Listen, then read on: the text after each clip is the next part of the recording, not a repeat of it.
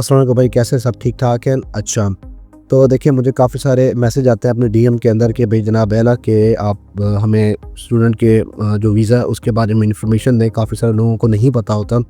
तो देखें, ये जो प्रोसेस है ना, ये बहुत लंबा प्रोसेस है। इसको मैं जनाब एला ना तो मैं आपको डीएम में एक्सप्लेन कर सकता हूँ, ना ही मैं आपको वॉइस नोट पे एक्सप्लेन कर सकता हूँ। तो मैंने इसके लिए अलग ही वीडियो बना दी कि यार चलो आप लोगों के हेल्पफुल हो जाए, ठीक है ना। देखें, एक बात तो अपने माइंड में रखे ही रखें कि तकरीबन ये आपका 40 से 45 लाख का प्रोसेस है, ठीक है ना। और ये ऑलमोस्ट इतना आपका बजट लग सकता है और भी काफ़ी एक्सपेंसेस हो जाते हैं, ठीक है ना। वरना अगर आपके पास ये बजट नहीं है तो भाई आप इसके ऊपर स्टॉप कर दें, सीधी सी बात है। इससे ज़्यादा आप इसके ऊपर काम ना ही करें तो ही बेहतर है। अच्छा, देखें, इसके अंदर चंद चीज़ें होती हैं जो मैं आपको इस वीडियो के अंदर स्टेप बाय स्टेप बताऊंगा, जिसके ऊपर आपने ये चीज़ें आपने देखनी है।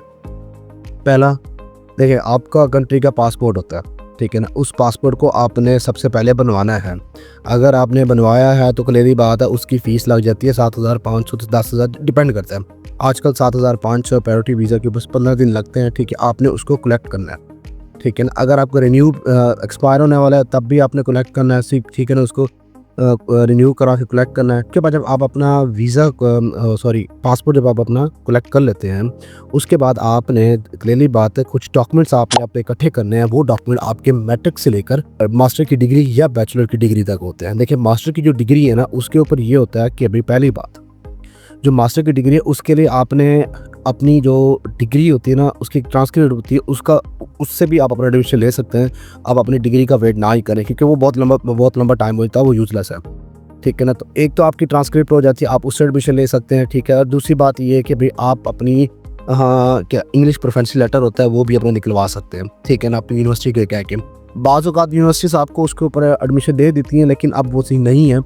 अब वो आपको तकरीबन आपको IELTS और PTE करना ही पड़ता है हर हाल में, ठीक है। जब वो आप करते हैं उसके अंदर मुख्तलिफ बैंड्स होते हैं, ठीक है, जिसमें कुछ यूनिवर्सिटीज़ हैं जो आपसे बैंड लेती हैं, ठीक है। 7.5 हो गया, 8.5 हो गया, 9, ठीक है ना, 6.5 या 5.5। तो डिफरेंट यूनिवर्सिटीज़ का डिफरेंट क्राइटेरिया होता है। जो आपने PTE ऑक्सफोर्ड, ये आपने जनाब आला करना ही करना होता है, जिनकी फ़ीस 45-50 इंक्लूडिंग टैक्स से 80,000 तक भी जा रही है। तो डिपेंड ऑन द करेंसी होती है, ठीक है ना। और एक बात जो ट्रेन चीज़ होती है, आपकी 80 से 70% आपकी परसेंटेज होनी चाहिए यहाँ पर एडमिशन लेने के लिए, ठीक है ना। उससे लेस एडमिशन आपको नहीं मिलता, ठीक है ना। उसके लिए आपको क्लियरली बात है, फिर साफ ज़ाहिर है कुछ और ऑप्शन देखने पड़ते हैं। तो 70 से तो 80 तो आपका मस्ट हो गया, ठीक है ना। तो पहले आपने पासपोर्ट कलेक्ट करना है, फिर आपने जनाब आला क्लियरली बात है, उसके बाद आपने अपना इंग्लिश प्रोफेशनल लेटर लेना है, ठीक है। उसके बाद आपने ट्रांसक्रिप्ट लेनी है, ठीक है ना। उसके बाद आपने अपने कंसल्टेंट ढूंढना है। तो कंसल्टेंट वो आपके लिए अप्लाई करके देता है, जिसे हम कहते हैं unconditional offer letter. Unconditional offer letter किसी भी यूनिवर्सिटी का वो आपको निकलवा के दे देगा। उसके अंदर मुख्तलिफ फीसेस होती हैं। जिस तरह हम BPP में आए थे तो BPP की जो फ़ीस थी वो इनिशियल 7,400 थी। अगर आप 15,000 जो उनसी आपकी फ़ीस होती है, जिसमें से आपने 2,000 को आपको स्कॉलरशिप देते हैं, जिसमें से आपने 7,400 आपने देनी है। बाकी जो उनसी होती है वो आपने यहाँ पर आके देनी है। वो भी मैं आपको बताता हूँ उसके अंदर क्या सीन होता है, ठीक है ना। पहले आपको मैं ये एक्सप्लेन कर दूँ।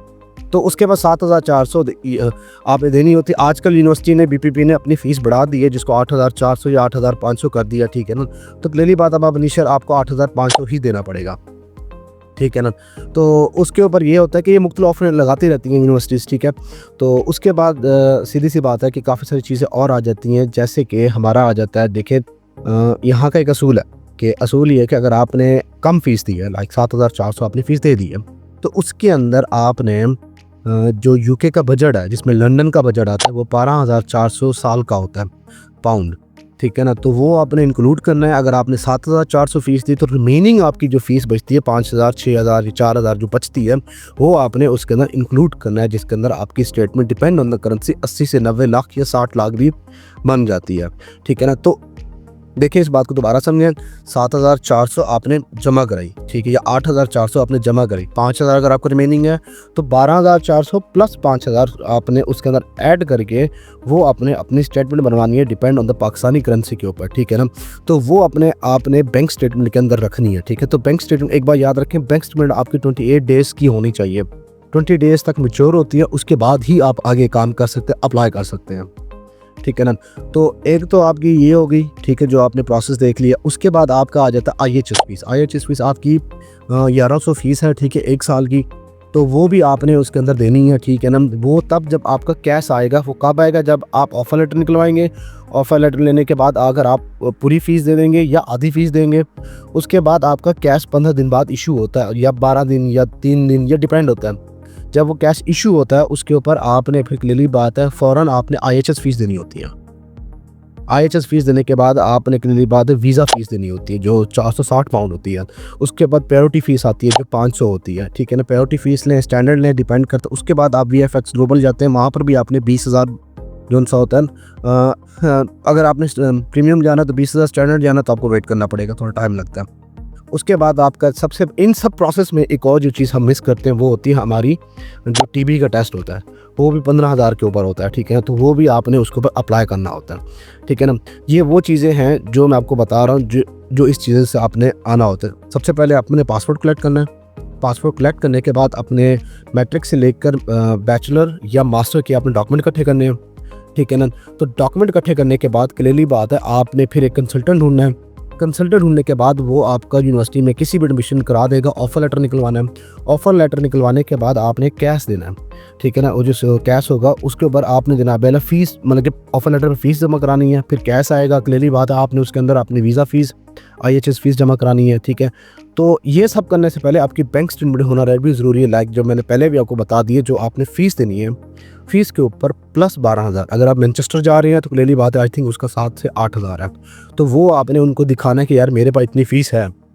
इलीगल काम नहीं करना, क्योंकि इलीगल काम करने की क्लियरली बात है ये पकड़ लेते हैं। ये इनके पास अथॉरिटी होती है कि ये आपकी बैंक स्टेटमेंट को चेक करवा सकते हैं बैसी के थ्रू, आपके बैंक मैनेजर को कॉल करके, ठीक है। अगर वो पकड़े जाते हैं और जिस तरह हम लोग फेक स्टेटमेंट लगवा के आते हैं और वो पकड़े जाते हैं तो आपको 10 साल का बैन हो जाता है और डिपोर्ट हो जाता है फ़ौरन, ठीक है।